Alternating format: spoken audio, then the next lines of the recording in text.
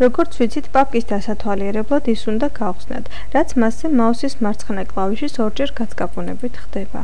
იგივე შეიძლება გავაკეთოთ ობიექტის კონტექსტური მენიუს საშუალებითაც. გავაცკაპუნოთ მაუსის მარჯვენა კლავიში ობიექტზე და ავირჩიოთ ბრძანება Open. ან მოვნიშნოთ ობიექტი და ვიმოქმედოთ კლავიშა Enter-ზე კლავიატურიდან. ასევე შეიძლება გამოვიყენოთ File menu-ც. მოვნიშნოთ ობიექტი და File menu-დან ავირჩიოთ ისევ ბრძანება Open. მას ასე, გავხსენით პაპკა 4, რომელიც ცარიელია. მისამართის ზოლში არსებული ჩამონათვალის საშუალებით, რომელიც ამის რით იშლება. ამავე ფანჯარაში შეიძლება გავხსნათ რაიმე სხვა პაპკა, მაგალითად გავხსნათ ისევ ჩვენს მიერ შექმნილი პაპკა.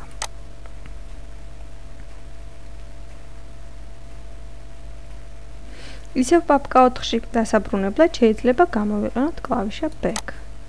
ხოლო Forward კლავიშის საშუალებით შეიძლება დავბრუნდე ისევ წინა პაპკაში. მაგრამ როგორ მოვიქცეთ თუ კი გვინდა გავხსნათ პაპკა 3, რომელიც მეოთხე პაპკის წინ დგას მისამართის ზოლში. ამისათვის შეიძლება უბრალოდ კლავიშა Up გამოვიყენოთ. სამივე კლავიშის საშუალებით მოცემულ ფანჯარაში ვხსნით სხვადასხვა პაპკებს და მათ ნავიგაციის კლავიშებს ვეძახით.